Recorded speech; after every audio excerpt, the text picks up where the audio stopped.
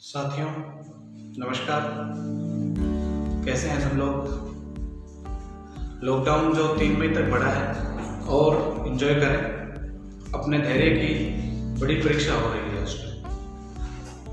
आज के इस ओरिएंटेशन में मैं अपने सब्जेक्ट मैटर पर नहीं बात करूँगा। आज हम बात करेंगे कि हमें कुछ ऐसी बातें हैं उनके बारे में भी सोचना चाहिए और जो बहुत ही जरूरी और बहुत ही आवश्यक बात है साथियों। जैसे कई बार हमारे मन में कोई शंका हो जाती है, आशंका हो जाती है, कोई हमारे में नकारात्मक विचार आ जाते हैं, तो साथियों बना बनाया हमारा किया कराया प्रयास जो है वो धूमिल हो जाता है साथियों। यानी हमारी मानसिकता अगर नकारात्मकता युक्त हो गई तो साथियों हम जो चाह रहे हैं वो परिणाम आने में हमें बड़ा ही विकट परिस्थितियों का सामना करना पड़ता। साथियों जैसे कुछ एक दो कहानियों के माध्यम से हम बात करते हैं, हमें इनसे सबक लेना चाहिए, सीखना चाहिए। जो रियल चीजें हैं एकदम से बड़ी वास्तविक बातें हैं सारी की सारी। साथियों नामुमकिन एक शब्द आपने सुना है जिसके दोहरे अर्थ हैं, यानी हर सिक्के के दो पहलू होते हैं, तो हर शब्द से हम दो तरीके से अर्थ ग्रहण कर सकते हैं, दो तरीके से सोच सकते हैं। एक तो नामुमकिन कुछ भी नहीं है और एक सब कुछ नामुमकिन है।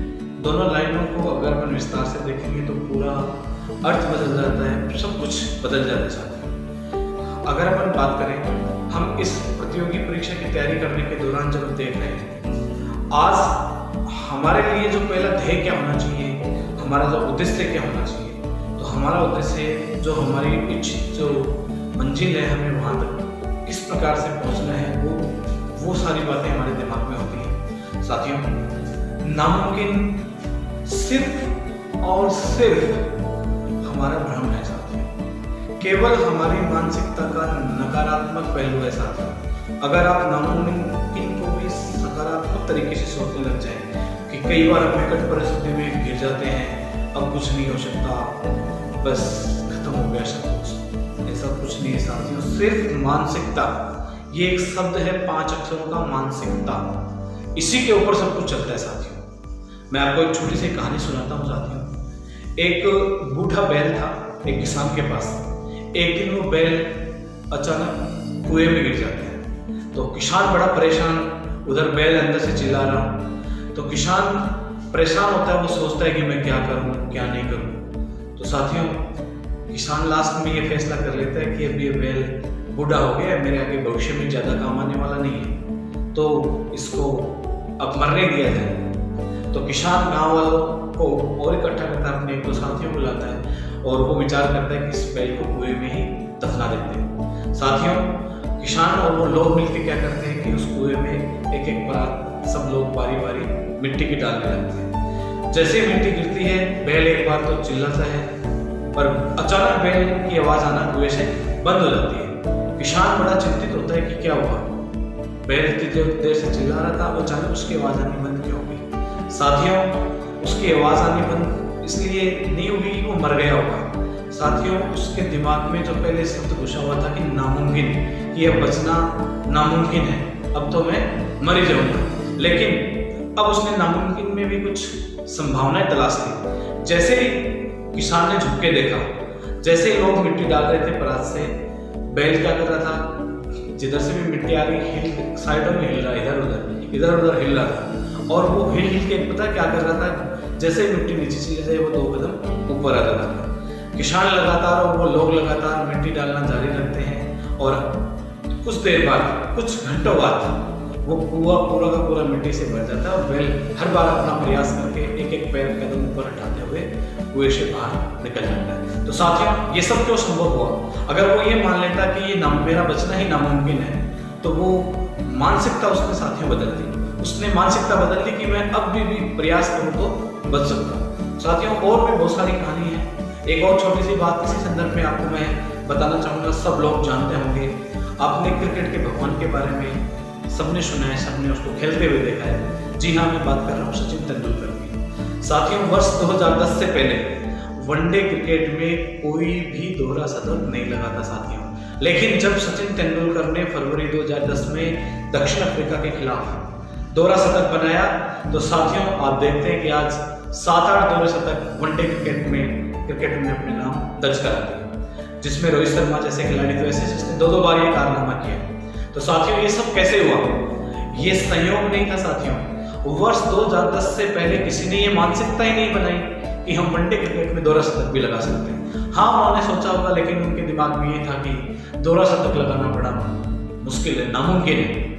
यानी जब 2010 में सचिन तेंदुलकर ने दोहरा शतक वनडे क्रिकेट में लगाया तो सारे क्रिकेटरों की मानसिकता बदल गई कि दोहरा शतक लगाना मुश्किल तो है, लेकिन साथियों नामुमकिन नहीं है। तो उन्होंने मानसिकता बदली और आपके सामने उसका परिणाम है। तो साथियों मैं आपसे गुजारिश करता हूं कि अपनी मानसिकता बदलिए, बहुत सारे अच्छे परिणाम आपका इंतजार कर रहे हैं। और बात करते हैं, जैसा आजकल हमें धैर्य की और समय की, इन दोनों के सामंजस्य की बड़ी आवश्यकता है। तो साथियों इसके लिए भी एक छोटी सी कहानी आपके सामने मैं पेश कर रहा हूँ। एक कहानी है जिसका शीर्षक है जो चाहोगे वो पाओगे। साथियों एक गांव में एक साधु रहा करता था। वो नदी किनारे बैठ जाता और रोज जोर जोर से चिल्लाता, जोर जोर से बोलता, जो चाहोगे वो पाओगे, जो चाहोगे वो पाओगे। साथियों लोग उस नदी के किनारे पास से गुजरते और लोग साधु की बात सुनते और वो सुन रहे थे, हर हमेशा सुनते थे। लोगों ने सोचा कि ये साधु तो पागल हो गए हैं, साधु की तो खिसक गई है। एक दिन एक घटना होती है, एक युवक उधर से गुजरता है, वो भी साधु की बात सुनता है। साधु वही वाक्य बोल रहा, जो चाहोगे वो पाओगे, जो चाहोगे वो पाओगे। साथियों वो युवक साधु के पास जाता है और साधु को कहता है, महाराज मैंने आपकी बात सुनी, आप काफी देर से ये बोल रहे हैं कि जो चाहोगे वो पाओगे, जो चाहोगे वो पाओगे, क्या मैं जो मांगू वो भी आप मुझे दे सकते हैं? तो साधु ने युवक की तरफ देखा और मुस्कुराए, बोले बता बालक क्या चाहिए तुम्हें? तो युवक बोला कि साधु मुझे बहुत सारे हीरे मोती चाहिए, मैं हीरे मोती का बहुत बड़ा व्यापारी बनना चाहता हूँ। तो साधु ने युवक की हथेली पे अपनी बंद मुट्ठी रखी और कहा, ले ये हीरा है, इसको लोग समय कहते हैं, बस तू बालक इसका कभी दुरुपयोग मत करना, इसका हमेशा सदुपयोग करना। बालक चिंतन में पड़ गया, सोच विचार करने लगा। इतने में ही साधु ने उसके दूसरी हथेली पे दूसरी मुट्ठी रखी और कहा कि ले ये मोती है, लोग इसको धैर्य कहते हैं। तू कभी असफल हो जाए, मेहनत करने के बाद भी तुझमें सफलता नहीं मिले तो कभी निराश मत होना, कभी उदास मत होना, ये धैर्य अपने अंदर बनाए रखना। युवक सोच विचार करता हुआ वहां से चल पड़ा और वो किसी हीरे मोती के व्यापारी के पास काम करता था। साधु की वो दोनों बातें उसके दिमाग में गूंजती रही, हीरा और मोती, समय और धैर्य। वो लगातार इन दोनों चीजों पे चलता रहा। साथियों उसने कभी भी समय का दुरुपयोग नहीं किया, हमेशा अपने समय को सही कार्य में लगाने की कोशिश की और कभी कभार जब उसको अपनी इच्छित सफलता नहीं भी मिली तो उसने मोती यानी धैर्य को धारण किया। तो साथियों सोचो क्या हुआ क्या साथियों, वो युवक एक दिन बहुत बड़ा हीरे मोती का व्यापारी बन गया। तो ये साथियों हम भी कर सकते हैं, बशर्ते कि हम हमेशा पहला जो साधु ने बताया था हीरा यानी समय का हमेशा सदुपयोग करें। साथियों आज हमें लॉकडाउन के कारण बहुत भरपूर समय मिला है, इसका सदुपयोग करें, जुट जाए अपना पूरे मनोयोग के साथ, अपने पूरे परिश्रम के साथ, अपनी पूरी एकाग्रता के साथ, अपने पूरे समर्पण के साथ। साथियों साथ में धैर्य बनाए रखें, आगे आने वाले समय में निश्चित तौर पे आपको ही सफलता मिलने वाली है। मैं उम्मीद करता हूँ साथियों ये जो बातें आपको बताई हैं अपने जीवन में उतारने की आप इसको कोशिश करें, प्रयास करें, निसंदेह है निश्चित तौर पे अवश्य ही आपको सफलता मिलेगी। साथियों धन्यवाद।